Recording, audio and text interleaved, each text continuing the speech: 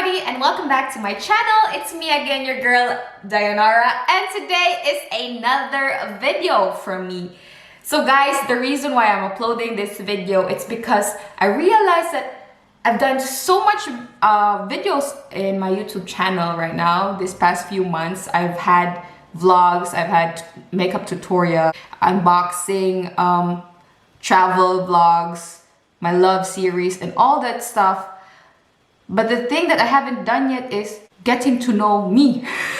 I haven't really shared myself in my channel, and this is supposed to be the thing that I should be uploading first, because I also want you guys to know more about me and who I am. So this video will be the things you don't know but you probably want to know about me. So I'm gonna start with the basic stuff, like you want just, you know, general things if you actually introduce yourself. So guys, my real name is I have a very long name. Yes, it's Dayanara is also my name. It's one of my names. So my real name is Joberl Dayanara Sushmita.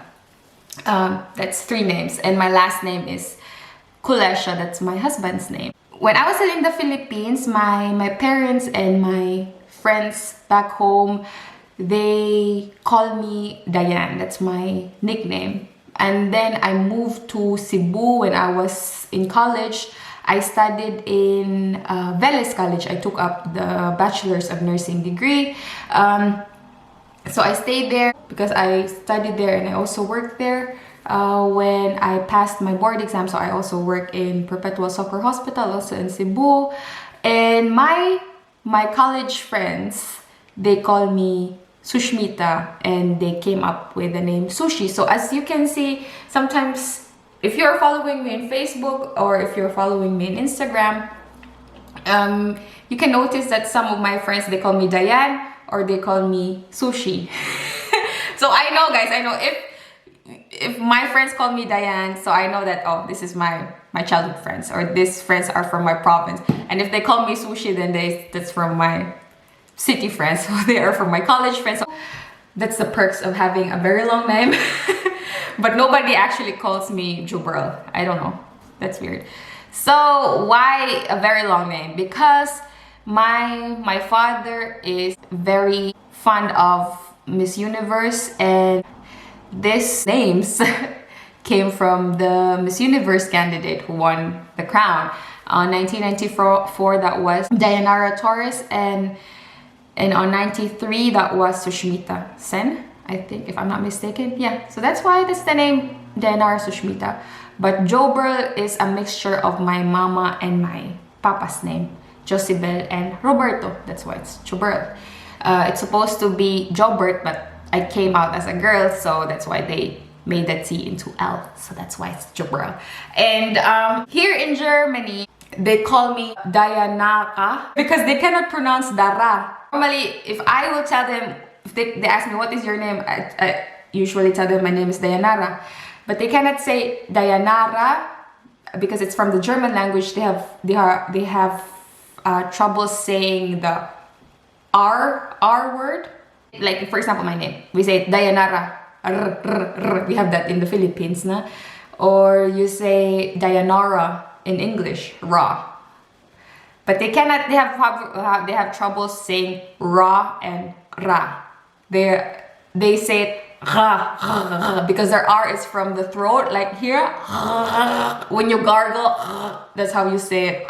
So that's why when you call it Dayanara, or if your name is Cora, if your name is Cora, then they say Cora. Weird, guys. If you're married with a German guy, ask your German husband to say Earl. It's impossible. They cannot say that, Earl. So that is my name, and I am 25 years old. This year I'm turning 26. I was born in the 20th of June, 1994. And yeah. Another thing about me is that I'm very introvert, so that means I don't really mind just staying at home most of the time. My husband is really worried about me because he's like, honey, you can't go out, right? Why are you not going out? I'm worried about you.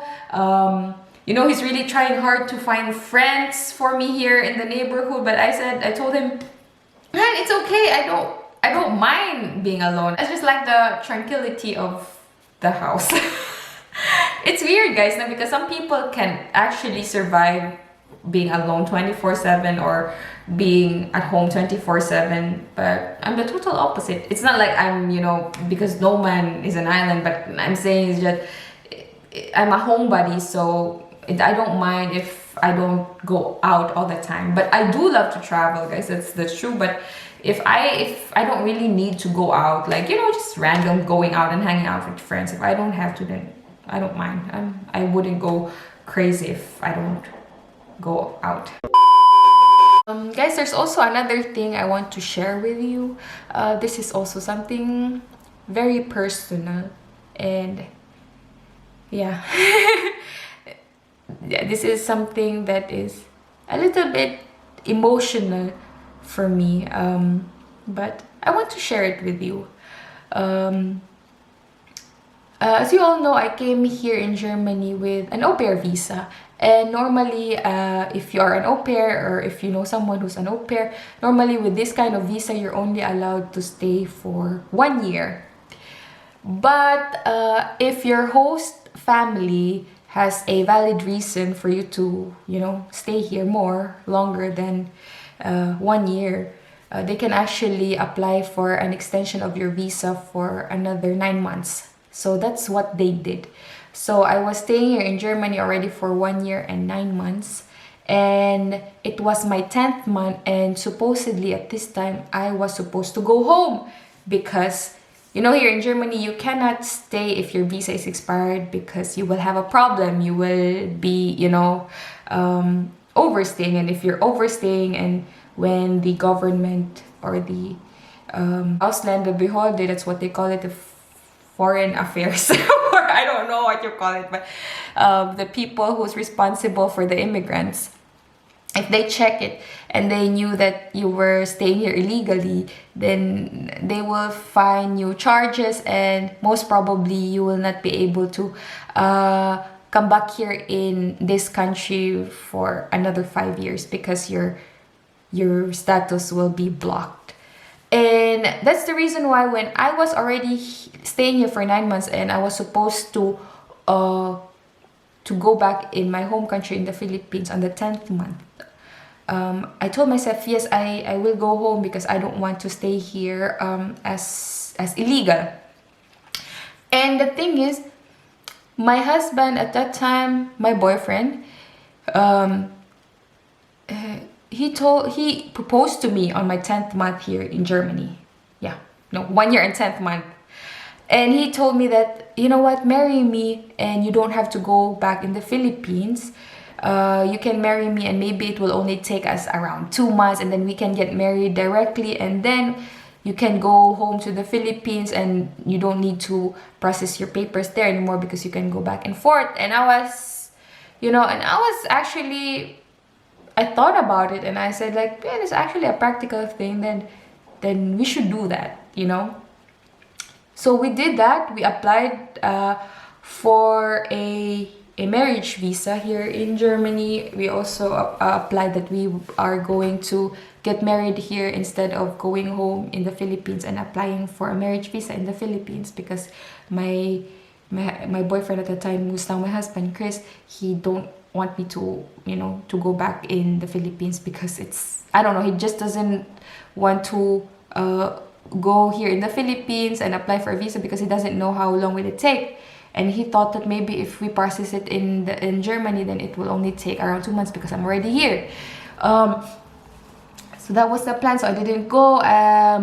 So my visa was already at this time was expired, but I can still stay in Germany legally because I am applying for a new visa. But the thing is, I cannot go outside of the country, and I cannot also work here in Germany. I cannot study here in Germany at this time while I'm waiting. So this is the hardest time of my life, guys. Yes, this was it.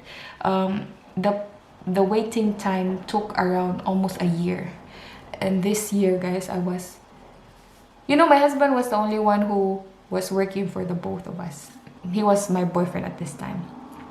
And I didn't have money anymore. And the thing is, I cannot work legally, so I cannot apply for a job here in Germany. That was a problem. So what I did, guys, is I applied for a Schwarzarbeit. It's like a job that you actually are, you know, that your boss is paying you under the counter. So that means you were not registered for tax paying. So it's like a black job. And this job, guys, yeah, I tried a lot of work, really. I became a babysitter for the first time. I became a babysitter, like literally babysitter, not like au pair babysitter. No, babysitter. And I became a house cleaner. Yeah, I did it. And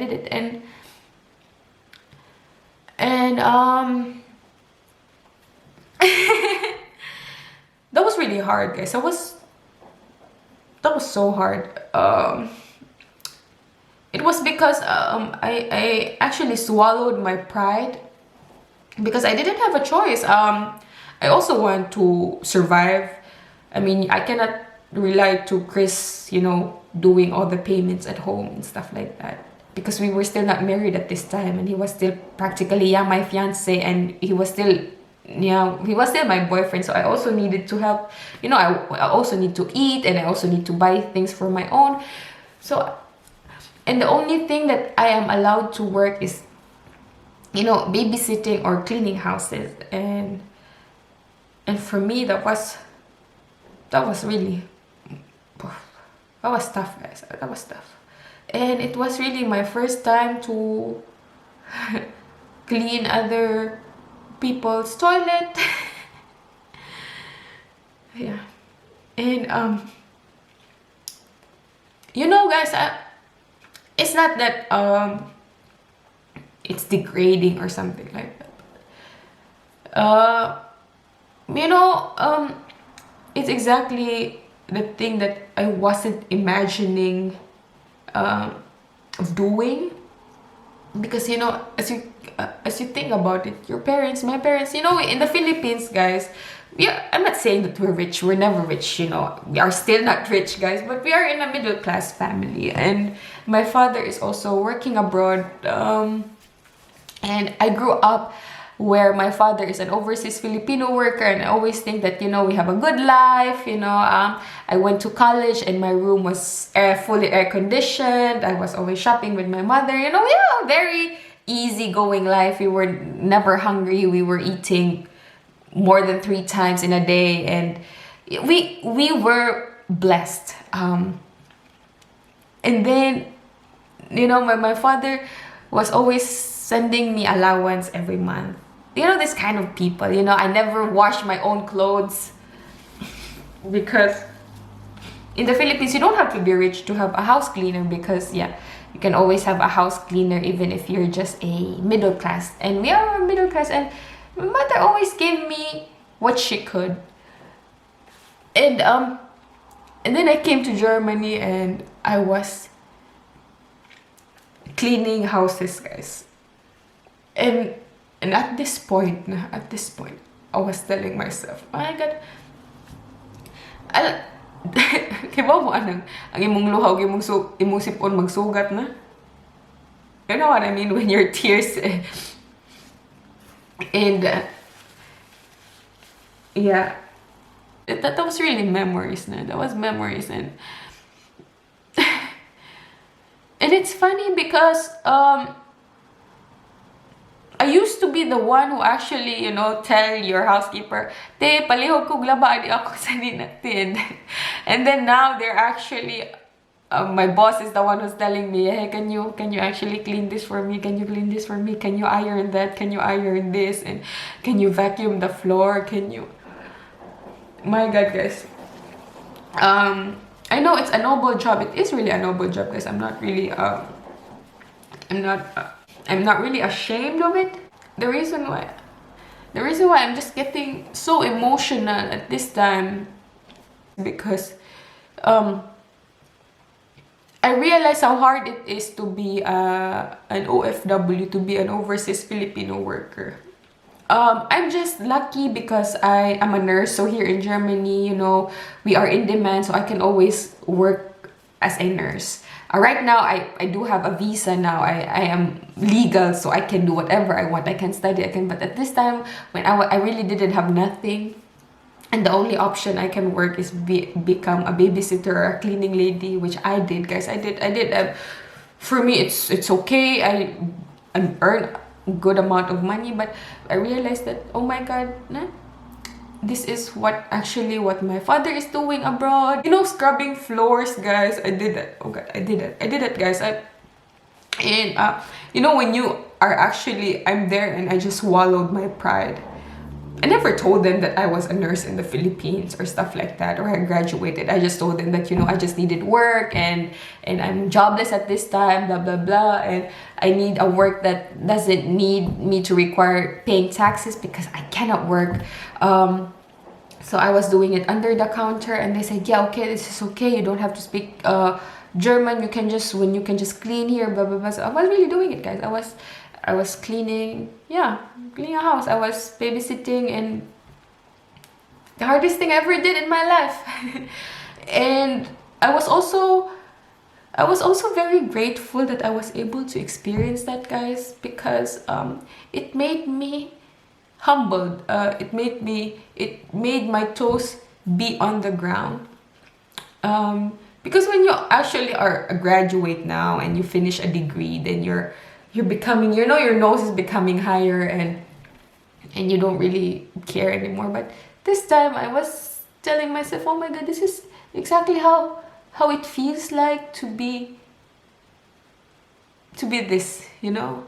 And I'm thankful for Germany for teaching me how to humble myself and how to actually appreciate our cleaning ladies, our yaya, labandera sa una, you know what I mean, guys. It's good here, you know, if you're actually a housekeeper, because you don't do the laundry by hand. We have washing machine, we have vacuum cleaners, we have all this gadget that helps you with cleaning, so it's totally okay, guys. Oh my God, it's totally okay. But it's just the thing, and guys, I hope if you are watching this now, and if your parents are overseas Filipino worker, or your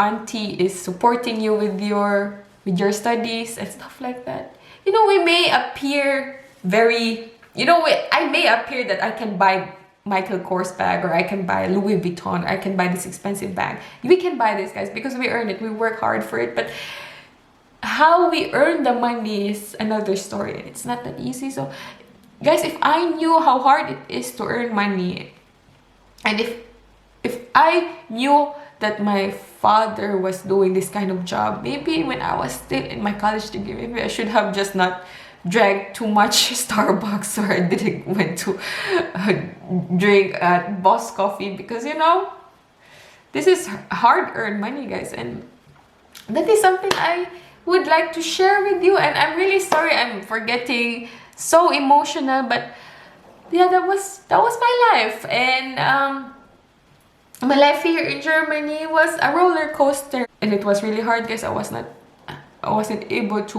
go home in my country for 3 years, yeah, because of the visa thing. And yeah, and finally last year in November I was able to go home. But it was a hard life here in Germany, and luckily for me that finally things worked out. And if you are having a hard time, guys, always think that there's always a rainbow after the rain, and all is well.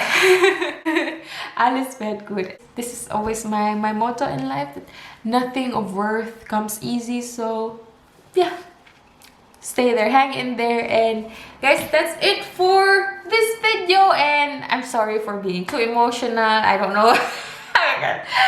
This is supposed to be just to get to know me, but yeah, we were digging a little bit deeper. But if you want to know more about me, guys, just comment it down below and tell me what you think about this video. And I know that I'm speaking more English now because I realize that I also have, you know, viewers that are non-Filipinos. I also want them to know what's happening in my vlogs. So yes, I hope this is okay with you guys.